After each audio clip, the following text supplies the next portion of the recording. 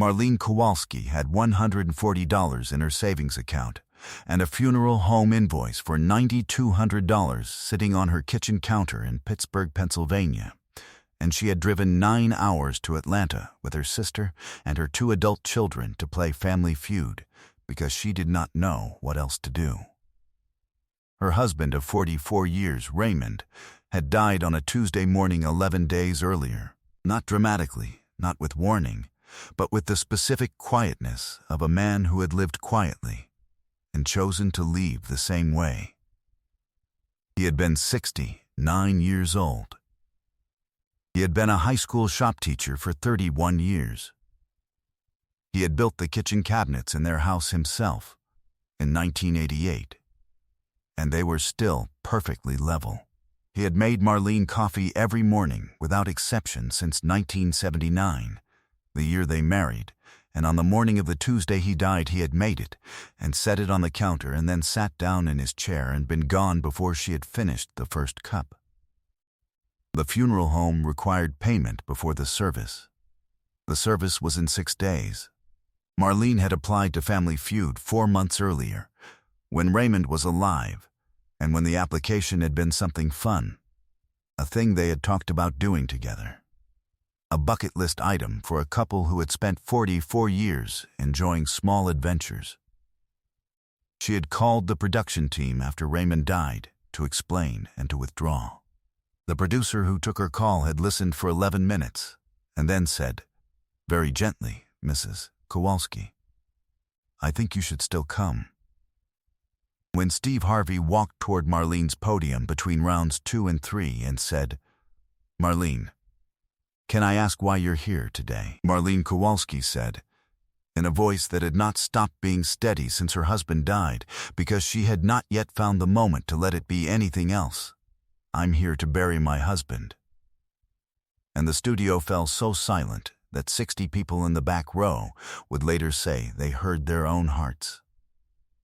It was a Monday in October, taping day at ImageWorks Studios in Atlanta. Marlene had come with her sister Dorothy, her son, Kevin, her daughter Lisa, and Lisa's husband, Paul. They were a Pittsburgh family in the specific sense, compact, practical, not given to elaboration, with the particular closeness of people who have shared winters and hard years and have stopped needing to announce their love because it is simply part of the architecture of how they move through rooms. In the green room that morning, Marlene had been the one who organized everyone, who remembered where the bathroom was from the orientation walk, who noted which of the production staff had told them about the parking validation. Dorothy had watched her sister be organized and had said nothing, because Dorothy had been watching Marlene be organized through grief for 11 days and understood that organized was how Marlene stayed upright. Raymond Kowalski had been the kind of man whose absence rearranges the geometry of every room he used to be in. He had not been loud or dominant. He had simply been present in a way that Marlene had not fully cataloged until the presence was gone. The coffee on the counter every morning. The way he always knew where her keys were. The specific sound of the television from his chair in the evenings, which Marlene had found so unbearable in its absence that she had started leaving her own television on at a low volume all night, so the house had some sound in it. The funeral home had quoted $9,200. It included cremation, a memorial service, the urn Raymond had seen in a catalog 2 years earlier and said he liked. A dark blue ceramic, simple, the kind Raymond would have chosen for himself, and a reception afterward at the church hall. Marlene had $1,840. She had a pension from her own 30 years as a school secretary. She had a Social Security payment in 9 days. She had a sister who had offered $500, and a son who had offered $300, and a daughter who had offered everything she had, which was $600, and none of it added to enough. She had not told the casting team about the invoice. She had told them she was a widow who wanted to honor her husband's memory by doing the thing they had planned to do together. Both of those things were true. The invoice was the third true thing that she had kept to herself, because she was Marlene Kowalski from Pittsburgh, and she did not put her financial situation in front of strangers. The production team had noted in the casting file that Raymond had died recently. The file had been on Steve Harvey's desk that morning. He had read it at 7:15. He had made 2 calls before 9. The game had been running well. The Kowalski family was competitive and sharp. Kevin had been a bar trivia regular for 15 years, and it showed. Lisa was fast on the buzzer. Dorothy had an encyclopedic knowledge of classic television that had scored the top answer in round 1. Marlene had answered 3 questions with a precision that Steve Harvey had noticed specifically, and had filed away with the attention he gives to people who are performing competence in the face of something large. She was holding herself together the way a person holds themselves together when falling apart is not an option they have identified. Between rounds 2 and 3, Steve Harvey walked to Marlene's side of the stage. He said, "Marlene, can I ask you something?" She said yes. He said, "Why did you come today?" She looked at him for a moment. She said, in a voice that had not found its breaking point yet because she had not let it look for one, "Raymond and I were going to do this together. He picked it off a list of things we wanted to do. He died 11 days ago." She paused. "I'm here because he was supposed to be here, and I'm here because I need to bury him, and I don't have enough money, and I didn't know what else to do." She said it the way people say things when they have been carrying them alone so long that saying them out loud is simply the next functional step. Not a performance, not a plea, a fact, stated to a man who had asked a direct question. The studio fell completely silent. 300 people in a television studio stopped producing any sound. A woman in the 3rd row put both hands over her heart. A man near the aisle looked at the ceiling. The crew members at the edges of the stage, camera operators, the floor manager, 2 production assistants who had been doing their jobs for years and who had seen a great deal, were completely still. Steve Harvey did not speak for 14 seconds. He stood in front of Marlene Kowalski, and he was present in the specific way that presence is different from performance. Then he said, very quietly, "How much is the funeral?" Marlene told him. He nodded once. He said, "Tell me about Raymond." Marlene told him about Raymond. She told him about the shop class, about the cabinets, about the coffee every morning since 1979. She told him about the Tuesday, about the chair, about the cup she hadn't finished. She told him about the blue ceramic urn in the catalog and how Raymond had pointed at it 2 years ago and said that was the one he'd want. Which had been such a Raymond thing to say, practical, forward-thinking, untroubled by the topic, that she had laughed and he had laughed and they had moved on to the next page. She said, "He was the most sensible man I have ever known, and the kindest. And I made him coffee every morning for 44 years to return the favor, and I didn't get to give it to him that last morning because he had already made it." She stopped. She was very still. Then she said, "I'm sorry. I don't know why I'm telling you all of this." Steve Harvey said, "Because I asked. And because it's the truest thing that's happened in this studio today." He pressed his handkerchief to his face. He stepped back. He took a breath. He said, "I need a minute." He took 2. Then he said, "I want to talk to everyone in this room and everyone watching at home." He addressed the cameras directly. "I have been doing this for 23 years. I have watched people play this game for money, to pay medical bills, for surgeries, for school, for rent. And I understand all of those things.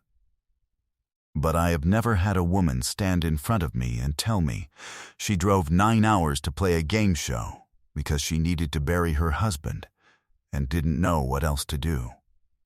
He stopped. "That is what love looks like when it runs out of options. It keeps showing up anyway. He said, I know what it is to not have enough.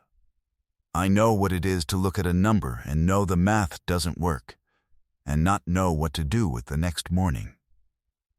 I was in a car for 3 years with nothing, and the thing that kept me going was the belief that if I just kept showing up, something would shift. He looked at Marlene. You kept showing up. 9 hours. 11 days after you lost your husband.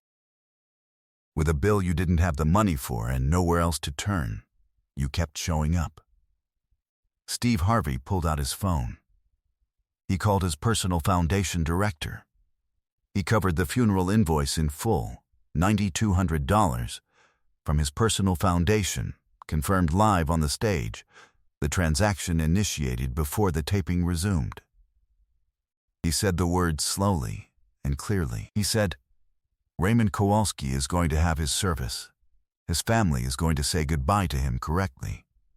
And his wife is not going to have to figure out one more thing. He was not done. He called a grief counseling organization he had partnered with for 6 years and arranged 6 months of bereavement counseling for Marlene, covered in full, beginning the week after the service. He said, because burying somebody is one thing. Learning to be in the house afterward is another, and nobody should do that part alone. He announced both families would receive the full day's prize. He looked at the competing family, the Washingtons from Charlotte, and said, Thank you for being in this room today. The Washington grandmother, a woman named Ruth, crossed the stage without being asked. She took Marlene's hands and said, My husband has been gone for 9 years. The first year is the hardest. You call on people. That's the job. Marlene looked at her. She said, I don't know how to call on people. Ruth said, You just did, and pointed at Steve Harvey. Marlene Kowalski, who had been holding herself together since a Tuesday morning 11 days earlier, whose husband had made her coffee and sat in his chair and been gone before she finished the first cup, who had driven 9 hours with her family because she did not know what else to do. She let her shoulders drop. She did not sob. She made a sound that was quieter than that, the specific sound of a person putting something down that they have been holding for 11 days because there had not been a safe place to set it. Dorothy's arms were around her in 2 seconds. Kevin's hand was on her back. Lisa was crying. Paul was looking at the floor. Steve Harvey was looking at the ceiling. Raymond Kowalski's memorial service was held 6 days after the taping at St. Stanislaus Church in Pittsburgh, which was the same church where Raymond and Marlene had been married in 1979. The blue ceramic urn was on the table at the front, exactly as Raymond had indicated from the catalog 2 years earlier. The shop students Raymond had taught wrote collectively a letter that was read aloud at the service.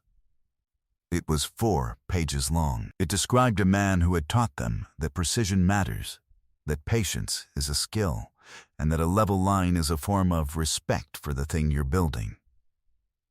Marlene said it was the most accurate description of her husband she had ever heard.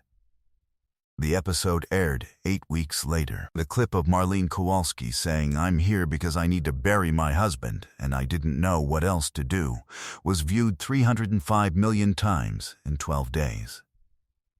The hashtag #SheKeeptShowingUp was used in 44 countries. 3 grief support organizations reported significant increases in first contact referrals in the weeks following the broadcast and attributed the increase to viewers who had seen Marlene's clip and recognized their own experience in it. 3 months after the taping, Marlene Kowalski had completed 6 bereavement counseling sessions. She said in the 4th session that she had learned something she had not expected to learn, that being taken care of was a skill, not a character flaw, and that she had been treating it as the latter for 44 years, while Raymond had been trying to practice the former. Her counselor said that was one of the most precise self-observations she had heard in 20 years of practice. A year after the taping, Marlene Kowalski had returned to Pittsburgh from a 10-day trip to Portugal that she had taken with her sister Dorothy. Raymond had always wanted to go to Portugal. She had gone for both of them. She had brought the catalog page of the blue ceramic urn, folded in her wallet, and had set it on the hotel room windowsill every night, facing the view. It was a thing she could not explain, and did not try to. The kitchen cabinets Raymond built in 1988 are still perfectly level. Marlene checks occasionally, with the small level Raymond kept in the drawer to the left of the sink. Every time, they are exactly right. She says it is the most Raymond thing in the house. She says she will never replace them. If this story about a woman who drove 9 hours because love does not stop when the math stops working moved you, make sure to subscribe and hit that thumbs up button. Share this video with someone who is in the first year of something loss-shaped and needs to know that showing up is enough, even when you don't know what you're showing up to. Have you ever kept going when you didn't know what else to do? Let us know in the comments. And ring that notification bell for more moments that remind us that love finds a way to keep showing up long after the obvious reasons are gone.